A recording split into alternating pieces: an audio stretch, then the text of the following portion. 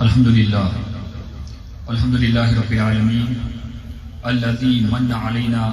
ببعثة سید المرسلین سیدنا محمد بن عبداللہ الکریم الذی ارسلہ رحمۃ للعالمین وحجۃ للخلق اجمعین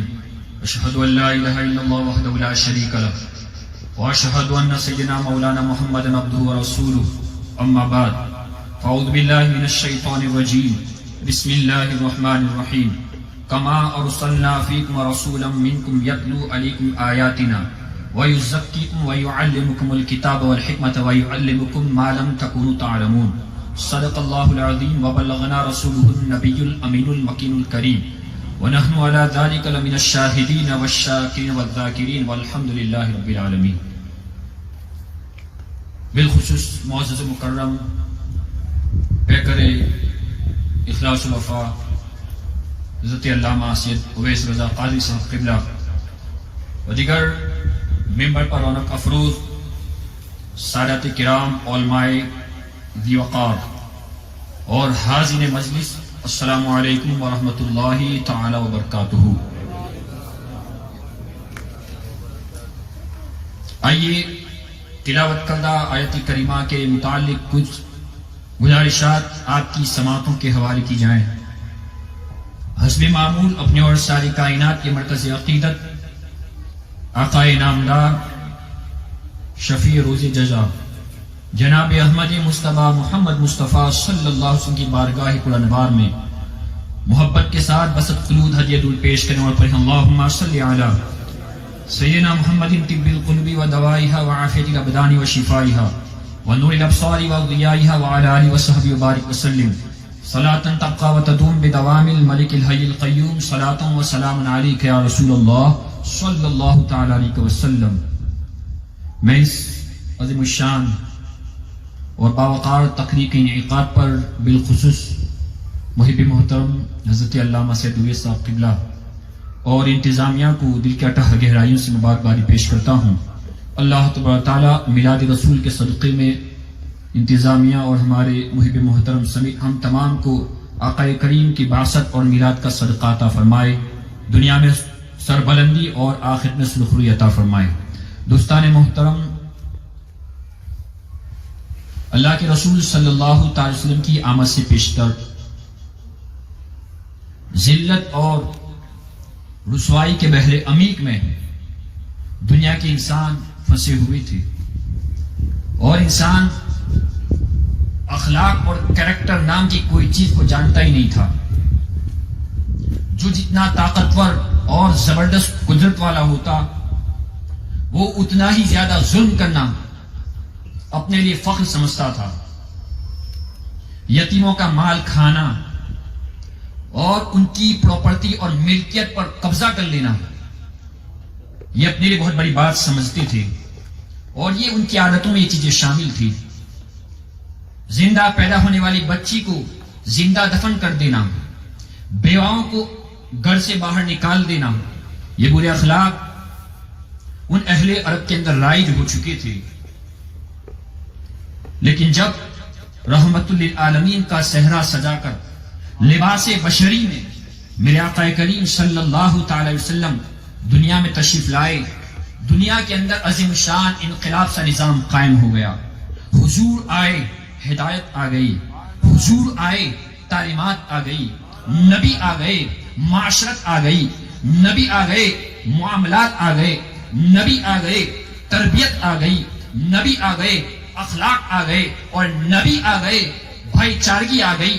نبی آ گئے، ہمدردیاں آ گئی. رفیقان محترم و عزیزان ملت اسلامیہ، وہ لوگ جو آقا کریم صلی اللہ تعالی علیہ وسلم کے خلاف جب دعوت و تبلیغ کے سلسلے میں مکین گنبد خضرا صلی اللہ علیہ وسلم جب نکلتے تھے، وہ لوگ جو باضابطہ طور پر باقاعدہ حضور کے خلاف تحریکیں چلاتے تھے، نبی اعظم صلی اللہ علیہ وسلم کے خلاف الگ الگ مشن کے ذریعے پروپیگنڈا کر کے حضور کے راستے کو، دین کے اور تبلیغ کے راستے کو روکنے کی کوشش کیا کرتے تھے. رفیقان محترم، لیکن وہ لوگ بھی الحمدللہ اللہ کے رسول صلی اللہ تعالی علیہ وسلم کی مجبور ہو کر کے تعریف کیا کرتے تھے. رسول اعظم صلی اللہ تعالی وسلم کے اخلاق کے حسنہ کی کی تعریف کیا کرتے تھے، ایسے پاکیزہ کردار لے کر، ایسے روشن زندگی لے کر، ایسے اخلاق کا مجسمہ بن کر کے آقا کریم صلی اللہ علیہ وسلم دنیا میں تشریف لاتے ہیں۔ دوستان محترم، اللہ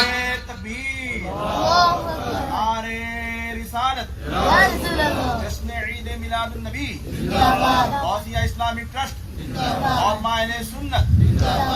دوستان محترم، میرے آقا کریم صلی اللہ علیہ وسلم دنیا میں تشریف لائے۔ آقا کریم صلی اللہ علیہ وسلم نے فرسٹ آف آل سب سے پہلے اپنے صحابہ کرام کے اخلاق کو سنوارا۔ آقا کریم صلی اللہ علیہ وسلم نے ان کی کردار سازی فرمائی۔ اللہ کے رسول صلی اللہ علیہ وسلم نے تعلیمات کے ذریعے، کردار کے ذریعے ان کے اخلاق سازی فرمائی، اور اس کے بعد عرب کے وہ سنگ دل اور پتھر دل انسان جن کے دلوں کو آقا کریم صلی اللہ علیہ وسلم نے اپنے اخلاق حمیدہ اور اپنی تعلیمات کے ذریعے موم سے کہیں زیادہ آپ نے نرم فرما دیا، اور وہ لوگ بھی ہمدرد بن گئے۔ وہ لوگ جو زندہ ہونے والی بیٹیاں کو اپنے ہاتھوں سے دفن کیا کرتے تھے، وہ باپ جو بیٹی کی پیدائش کو عار سمجھتے تھے، لیکن آقا کا ورود کیا ہوا، میلاد مصطفیٰ کیا ہوا، وہ لوگ بیٹیوں کی پیدائش کی تمنا کرنے لگ جاتے ہیں، بیٹیوں کو لاد پیار دینے لگ جاتے ہیں، بیٹیوں کو حقوق دینے لگ جاتے ہیں، اور بیٹیوں پر اپنی محبت و الفت کو نچھاور کرنے لگ جاتے ہیں۔ دوستان محترم، آقا کریم صلی اللہ علیہ وسلم نے سب سے پہلے صحابہ کرام کو اسلام دیا، اسلام سکھایا،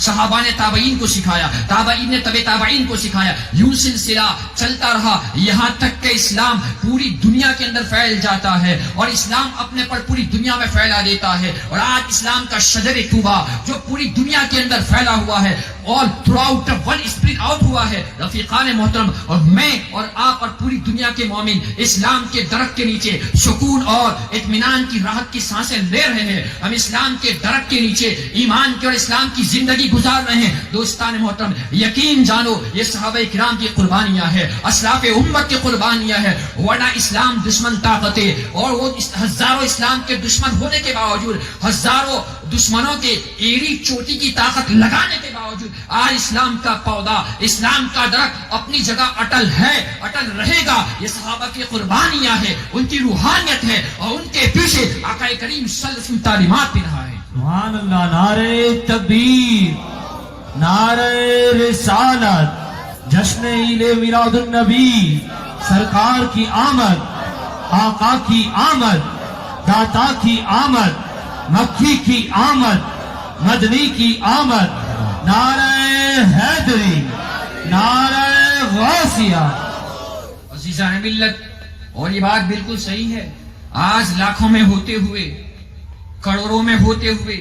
ہم نے آقا کریم صلی اللہ علیہ وسلم کی تعلیمات کو ایڈپٹ کیا ہوا ہوتا،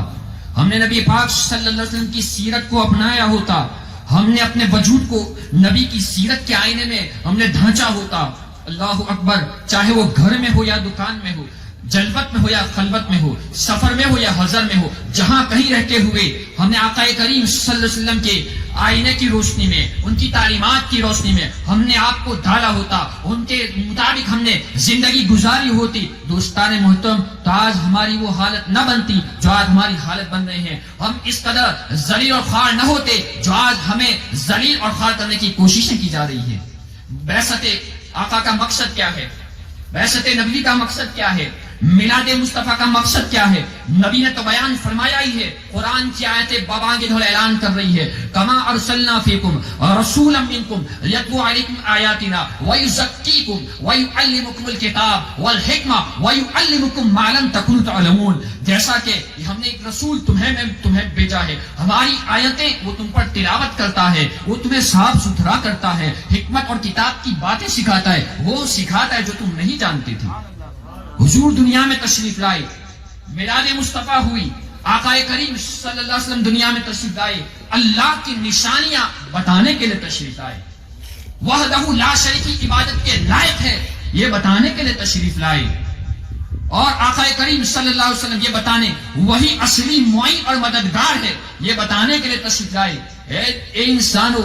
اے مسلمانو، آقا تشریف لائے کہ میرے امتیوں، یہ جو تمہاری پیشانیاں ہیں یہ بڑی عظمت والی پیشانیاں ہیں، اس لیے کہ اللہ جل مجدہ الکریم نے انسان کو باکمال پیدا کیا ہے، انسان کو زیب نہیں دیتا ہے، اپنی پیشانی کو سورج کی کرنوں کے آگے جھکا دے. آقا نے بتایا، حضور تشریف لائے سبق سکھانے کے لیے، انسانوں کو زیب نہیں دیتا ہے کہ وہ سمندر کے سامنے اپنی پیشانی کو جھکا دے. حضور یہ بتانے کے لیے تشریف لائے، انسان کو زیب نہیں دیتا ہے اپنے ہاتھوں سے بنائے ہوئے بتوں کے سامنے اپنے ماتھے کو ٹیک دے، اپنی پیشانی کو جھکا دے. اس لیے حضور فرماتی ہے انسان بڑا باکمال ہے، انسان کو زیب نہیں دیتا ہے، انسان کو اللہ نے باکمال بنایا ہے، اور یہ اس کے ہاتھوں کا کمال ہی تو ہے کہ انسان اپنے ہاتھوں کے کمال کے ذریعے کبھی سورج کی شعاعوں کو گرفتار کر لیتا ہے. یہ انسان کے ہاتھ کا کمال ہی تو ہے کہ انسان ہوا میں اڑتا نظر آتا ہے. یہ انسان کے ہاتھ کا کمال ہی تو ہے کہ کبھی وہ خلاؤں میں پرواز کرتا نظر آتا ہے. یہ انسان کے ہاتھ کا کمال تو ہے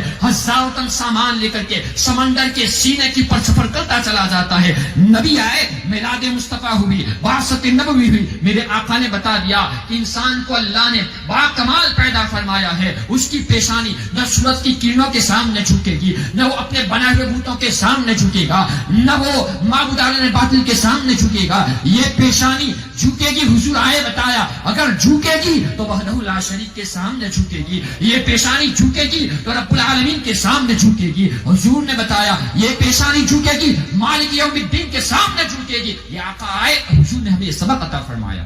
اور حضور کی ویسے کا مقصد قرآن کہتا ہے وَيُعَلِّمُكُمُ الْكِتَابَ، وہ تمہیں علم سکھائیں، حکمت کی باتیں سکھائیں، عقل و دانش کی باتیں سکھائیں. رفیقان محترم، اللہ کے رسول صلی اللہ علیہ وسلم تشریف لائے، ہم نے حضور صلی اللہ علیہ وسلم کے مقاصد میں سے اسی مقصد کو، علم اور تعلیم اور ایجوکیشن کے مقصد کو ہم نے پکڑ لیا ہوتا، ہمارے سامنے یہی مقصد پیش نظر ہوتا کہ حضور آئے علم سکھانے کے لیے، ہم اسی مقصد کو پیش نظر رکھتے، اور ہر مسلمان کا یہ فیصلہ ہوتا، ہر مومن کا یہ فیصلہ ہوتا، مسلم سوسائٹی کا یہ فیصلہ ہوتا، جہالت کو ہمارے سراؤنڈنگ کے اندر ہم اٹھنے نہیں دیں گے، علم سے ہمارا رشتہ نہیں توڑیں گے. رفیقان محترم،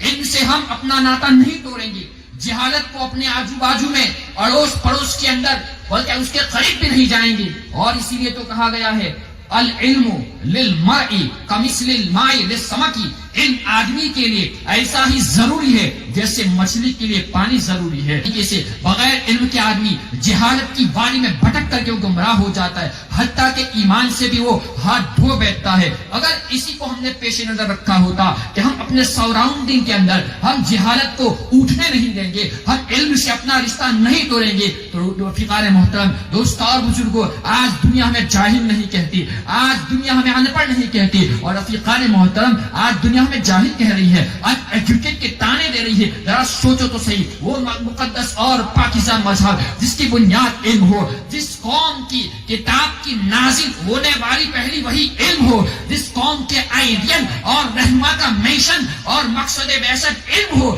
آج اگر اس قوم کو جاہل کہا جا رہے تو ڈوب مرنے والی بات ہے. آج اگر اس قوم کو ان پڑھ کہا جائے تو چلو پر پانی لے کر کے ڈوب مرنے والی بات ہے. اس لیے کہ ہمارے دین کی بنیاد علم ہے، ہماری کتاب کا فاؤنڈیشن علم ہے، بعثت نبی کا مقصد علم ہے. دوستان محترم، اور آج ہم نے علم سے ایسا رشتہ توڑا،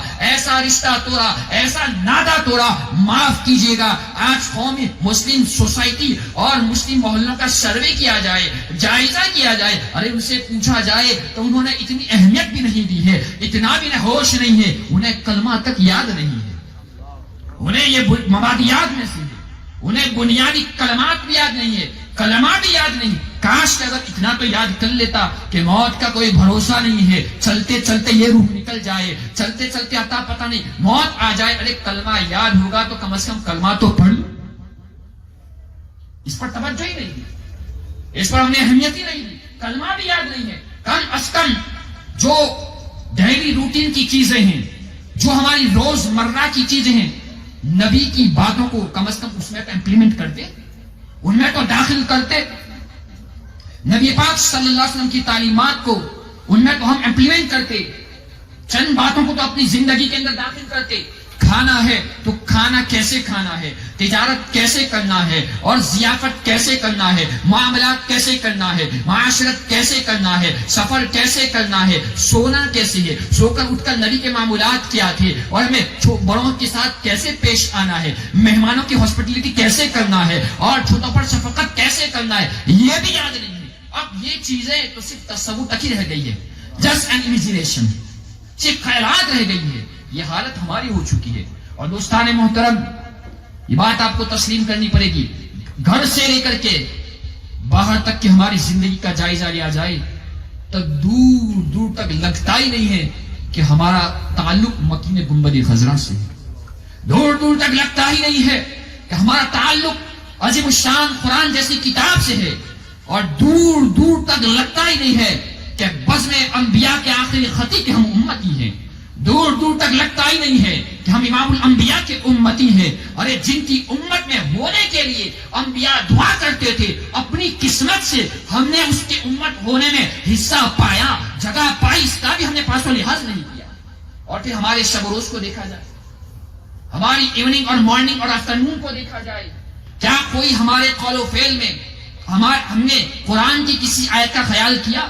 نبی کا پاس و لحاظ یا نبی کی لاج رکھی؟ الا ماشاء اللہ، الا ماشاء اللہ، ورنہ کسی نے خیال نہیں کیا۔ وہی کرتے ہیں جو مزاج کہتا ہے، وہی کرتے ہیں جو طبیعت کہتی ہے، وہی کرتے ہیں جو نفس کہتا ہے۔ پھر علامہ شفیق جونپوری کی وہ بات تو سنی ہوگی، طریقہ مصطفیٰ کو چھوڑنا ہے وجہ بربادی، اور اسی سے قوم ہوئی دنیا میں بھی اقتدار اپنی۔ رفیقان محترم، سنبھل جاؤ مسلمانوں، یہ بھرپور سنبھلنے کا وقت ہے۔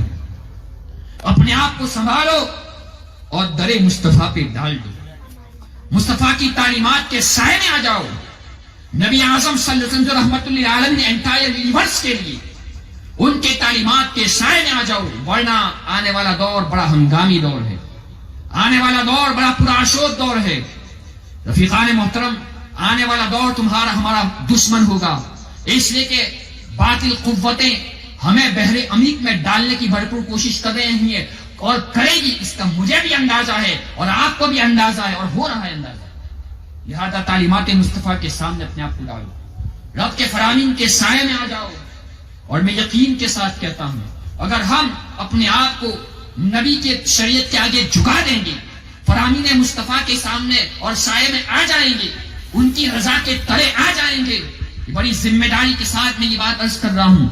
دنیا کی کسی ماں نے ایسے لال کو جنم نہیں دیا ہے کہ اگر تم اور ہم بحیثیت مسلمان بن کر کے حضور کے فرامین کے سائے میں رہ کر کے حضور کے قدموں میں زندگی گزاریں گے، کوئی ماں نے ایسا سپوت پیدا نہیں کیا جو تمہیں اجاڑ سکے۔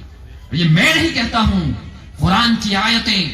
سلح روح سے بوادر اعلان کرتی ہے۔ آج بھی جب بدری اصحاب اور کمپینین کا تذکرہ ہوتا ہے، ایک مومن کے اندر جوش ایمانی پیدا ہو جاتی ہے، ایمانی حرارت پیدا ہو جاتی ہے، بشرطے کہ ہم فرامین مصطفیٰ کے سائے میں آ جائیں، بشرطے کہ ہم اپنے آپ کو حضور کے قدموں میں ڈال دیں، ان کے نقوش کے مطابق زندگی کو گزاریں،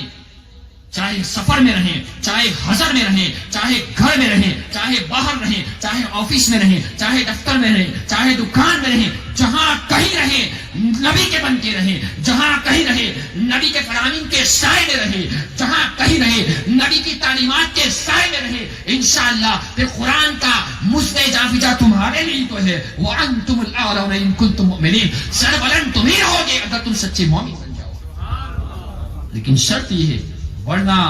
پھر سمجھ جاؤ اگر ہم نے نبی سے منہ موڑ لیا تو پھر طریقہ مصطفیٰ کو چھوڑنا ہے وجہ بربادی، اسی سے قوم ہوئی دنیا میں بے اقتدار اپنی۔ رفیقان محترم، مختصر یہ کہ اللہ کے رسول صلی اللہ علیہ وسلم کے بتائے ہوئے طریقے اور آقا کریم صلی اللہ علیہ وسلم کی تعلیمات کو ایڈپٹ کرنے میں اور تعلیمات کو اپنانے کے اندر یقیناً ہمیں ہر موڑ پر کامیابی ملتی نظر آئے گی، اور ہماری زندگی کے حسن میں اضافہ ہو جائے گا، زندگی کی بہاؤ میں اضافہ ہو جائے گا۔ لیکن کب؟ وَأَنْتُمُ الْأَعْلَوْنَ إِن كُنتُم مُؤْمِنِينَ۔ اللہ جل مجدہ الکریم سب سے پہلے مجھ ناچیز کو اور ہم سب کو اللہ تعالیٰ آقا کریم کے مقصد میلاد اور بعثت کے مقصد کو سمجھتے ہوئے اپنی زندگی کے شب و روز کو انہی کے اسوہ کے مطابق گزارنے کی توفیق عطا فرمائے۔ یار زندہ صحبت باقی، وما علینا الا البلاغ، برحمتک یا ارحم الراحمین۔ سبحان اللہ، سبحان اللہ، بڑی